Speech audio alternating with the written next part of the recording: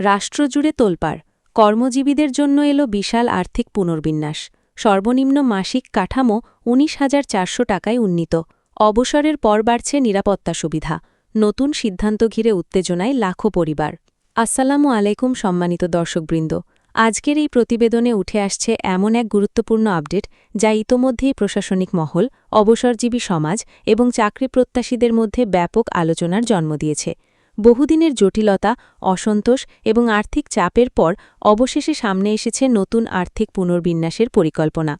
জানা যাচ্ছে, এবার নিম্নস্তরের কর্মচারীদের জীবনযাত্রার বাস্তব অবস্থা বিবেচনা করেই তৈরি করা হচ্ছে নতুন সুবিধা কাঠামো, যেখানে প্রাথমিক মাসিক বেতন ধরা হচ্ছে ১৯,৪০০ টাকা এবং চাকরি পরবর্তী সুবিধাগুলোতেও আনা হচ্ছে বড় ধরনের পরিবর্তন। ফলে যারা বছরের পর বছর সীমিত আয়ের মধ্যে সংসার সামলাতে সংগ্রাম করেছেন, তাদের জন্য এটি হতে পারে এক নতুন সম্ভাবনার দরজা।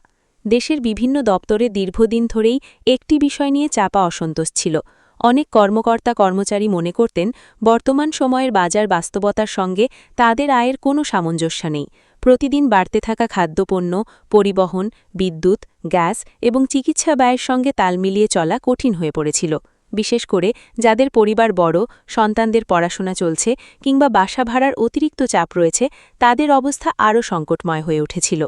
এখন নতুন এই পরিবর্তনের ফলে সেই চাপ কিছুটা হয়েও কমতে পারে বলে ধারণা করা হচ্ছে। সবচেয়ে বেশি আলোচনা তৈরি হয়েছে অবসর পরবর্তী আর্থিক নিশ্চয়তা নিয়ে। কারণ চাকরি শেষ হওয়ার পর অধিকাংশ মানুষের আয় কমে যায়, কিন্তু জীবনযাপনের খরচ আগের মতোই থেকে যায়। বরং বয়স বাড়ার সঙ্গে সঙ্গে শারীরিক জটিলতা এবং চিকিৎসা ব্যয়ও আরও বৃদ্ধি পায়। অনেক পরিবার বাধ্য হয়ে ধার দেনা কিংবা সঞ্চয়ের ওপর নির্ভরশীল হয়ে পড়েছিল।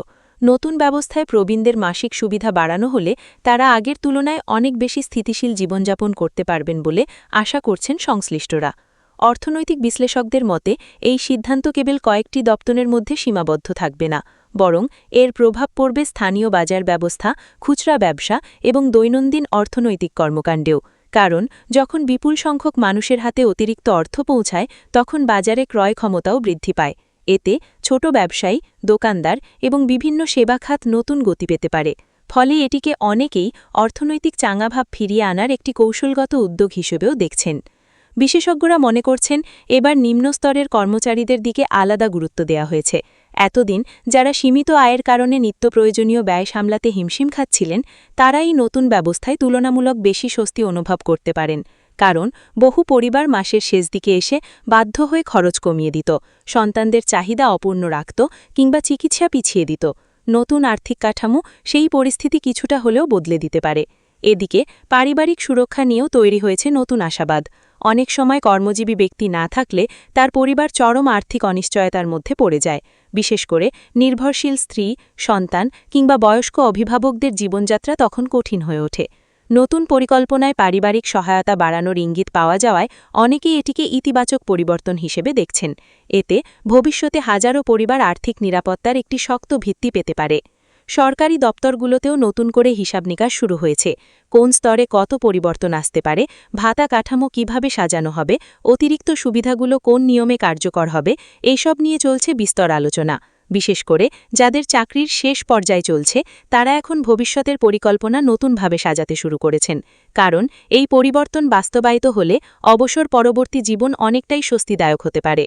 স্বাস্থ্য সহায়তা নিয়েও ইতিবাচক বার্তা পাওয়া যাচ্ছে। প্রবীণদের নিয়মিত চিকিৎসা, ওষুধ এবং বিভিন্ন পরীক্ষা নিরীক্ষার খরচ দিন দিন বাড়ছে। অনেকেই অর্থের অভাবে সঠিক চিকিৎসা নিতে পারছেন না। নতুন উদ্যোগের মাধ্যমে যদি স্বাস্থ্য সংশ্লিষ্ট সহায়তা বাড়ানো হয়, তাহলে অসংখ্য পরিবার উপকৃত হবে বলে মনে করছেন সংশ্লিষ্ট বিশেষজ্ঞরা। কারণ শুধু মাসিক আয় বাড়লেই হবে না, সেই আয়ের মাধ্যমে একটি নিরাপদ জীবন নিশ্চিত করাও জরুরি। সামাজিক যোগাযোগ মাধ্যমেও বিষয়টি নিয়ে ব্যাপক আলোচনা চলছে। কেউ বলছেন এটি বহু প্রতীক্ষিত পরিবর্তনের সূচনা, আবার কেউ বলছেন এটি লাখো মানুষের দীর্ঘদিনের হতাশা দূর করার একটি উদ্যোগ। বিশেষ করে তরুণ প্রজন্মের মধ্যেও নতুন আগ্রহ তৈরি হয়েছে, কারণ তারা মনে করছেন ভবিষ্যতে সরকারি পেশাগুলো আরও নিরাপদ এবং সম্মানজনক অবস্থানে পৌঁছাতে পারে। প্রশাসনিক আলোচকদের ভাষ্যানুযায়ী, একজন কর্মচারী যখন নিশ্চিত থাকেন যে তার ভবিষ্যৎ জীবন আর্থিকভাবে সুরক্ষিত থাকবে, তখন তিনি আরও আন্তরিকভাবে কাজ করতে উৎসাহিত হন। এতে দাপ্তরিক কার্যক্রমেও পরিবর্তন আসে। তাই এই উদ্যোগকে শুধুমাত্র আর্থিক সমন্বয় নয়, বরং প্রশাসনিক স্থিতিশীলতার একটি বড় পদক্ষেপ হিসেবেও দেখা হচ্ছে। বর্তমানে সবার অপেক্ষা কবে থেকেই নতুন সুবিধাগুলো বাস্তবায়ন শুরু হবে তা নিয়ে, কারণ মানুষ এখন শুধু ঘোষণা নয়, বাস্তবে তার প্রভাব দেখতে চায়। যদি দ্রুত কার্যকর করা যায় তাহলে দেশের লাখো পরিবার সরাসরি উপকার পাবে। বিশেষ করে সীমিত আয়ের কর্মজীবী মানুষের জন্য এটি হতে পারে নতুন স্বস্তির বার্তা। আর সেই কারণেই নতুন এই উদ্যোগকে অনেকে দেশের কর্মজীবী মানুষের ভবিষ্যৎ বদলে দেওয়ার সম্ভাবনাময় অধ্যায় হিসেবে দেখছেন।